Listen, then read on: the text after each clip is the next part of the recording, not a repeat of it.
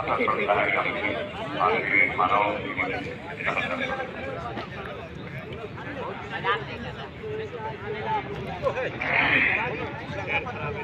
lagi meeting di Pak ini.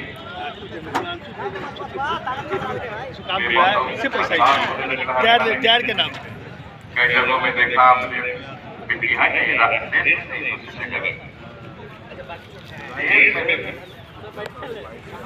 जब बोलिए किसी व्यक्ति की वर्षा हो रही पानी बरस रहा है, राजस्थान में पानी बरस रहा है।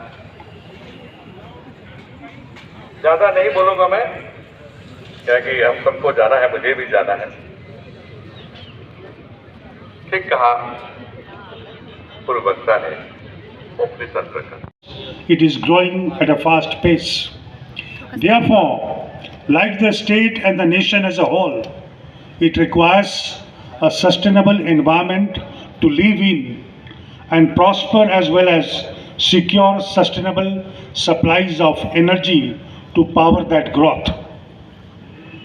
Nature is the key control of every work. On the other hand, harming nature will affect its regular activities, which may reflect on human living.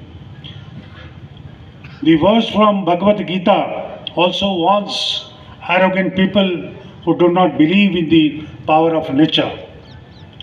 Prakrite kriye manini gune karmani sarvasha ahankar vimudatma karta hamiti manyate. Every work is governed by the grace of the nature, but only the arrogant people deny it. Achieving a sustainable environment has always been at the heart of the Indian judiciary, and the Indian courts have demonstrated time and again that the right to the wholesome environment of the citizens cannot be made to suffer. The development of the environmental jurisprudence under the ambit of right to life has been one of the most prominent examples of such judicial activism. So I am delighted to have the opportunity that this conclave provides to talk for a few minutes about our shared purpose, our vision to combat the challenges of environmental degradation and reflect on the environmental protection initiatives. एवं nature foundation के संयुक्त तत्वाधान में पर्यावरण मेला का आयोजन हुआ है। इस अवसर पर मुख्य अतिथि के रूप में उपस्थित झारखंड सरकार में वित्त मंत्री, लेकिन उसके लिए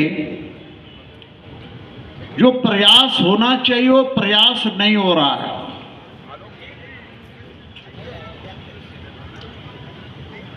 जहां विकास होगा वहां पर पर्यावरण की प्रॉब्लम भी होगी, और इसीलिए भारत सरकार से लेकर राज्य सरकार ने पॉल्यूशन कंट्रोल बोर्ड बनाया है। लेकिन मुझे लगता है कि पॉल्यूशन कंट्रोल बोर्ड सिर्फ और सिर्फ उगाही का एक साधन सा बन गया है। अभी सीसीएल के सीएमडी बता रहे थे, एक आम आदमी यदि कोलवरी क्षेत्र में घूमकर आए तब उसे समझ में आएगा कि पर्यावरण क्यों आवश्यक है, क्या प्रॉब्लम है। एक बार मैं बहुत पहले झरिया गया था, जीप में बैठकर, पीछे जमाना हो गया, और जब शाम को बोकारो पहुंचा तो शरीर लगा कि पूरा कोयला कोयला हो गया। मैं बहुत बार इधर के कॉलेजों में भी खिलाड़ी के आगे केडी से लेकर सब कॉलेजों में गया। कोयले के कण उड़ते हैं, हम लोगों ने सुना है, क्योंकि मैं इस क्षेत्र में काम नहीं करता, कि उसके लिए पानी का फुहारा देना पड़ता है ताकि कोयला का कण या धूल न उड़े, लेकिन ये सब फाइलों तक ही सीमित होता है। 63 में मैट्रिक पास किया, डाल्टनगंज के रहने वाला है, जहाँ चंद्रेश्वर बाबू का भी घर है। तो उस समय वहाँ कॉलेज की किताबें नहीं मिलती थी। मैट्रिक पास किया मैं, अब किताब वहाँ नहीं मिलेगी, 2 महीना के बाद मिलेगी। वह एक ही ये थे किताब की दुकान थी, नाम था सस्ता पुस्तक भंडार। कितना सस्ता था इसी से समझ सकते हैं आप, जो प्रिंटेड प्राइस था उससे 2-3 रुपया ज़्यादा लेता था। सस्ता तो नहीं हुआ, सस्ता पुस्तक भंडार। तो यहाँ रांची आते थे, 63 में रांची आए।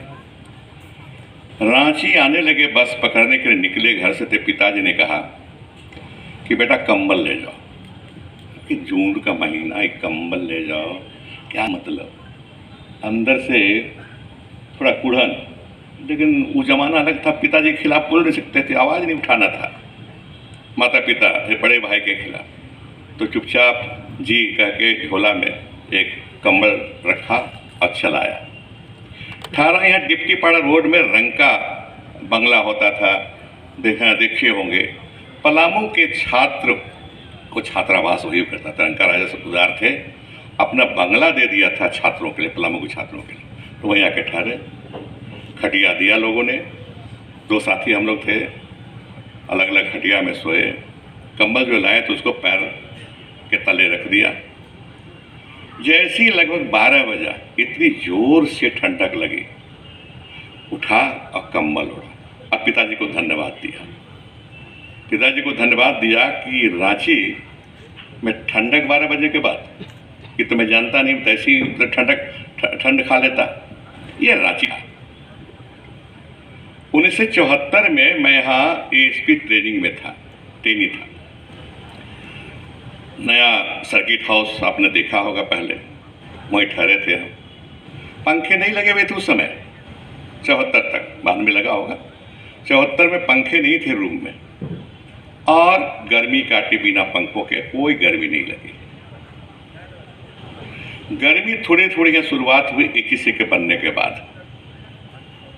AGC के बनने बाद कारखाने हुए, फर्नेस जलने लगे, बिजलियां जलने लगी, जगमगाने लगी। थोड़ी थोड़ी गर्मी, बहुत ज़्यादा नहीं, फिर भी गर्मी नहीं होने का कारण था कि जंगल उस समय बचे हुए थे, पूरे जंगल थे सब जगह। एक चंद्रेश्वर बाबू को याद होगा कि हर मोहल्ले में यहाँ एक तालाब होता था, और तालाब गर्मी में सूखते नहीं थे, तालाब पानी भरा रहता था। पानी का असर ये होता था कि जैसे शाम हो, ठंडक रांची में शुरू हुई। तो ऊंचाई है, सी लेवल से ऊपर है, 21-2200 ऊपर है, और फिर तालाब हर मोहल्ले में।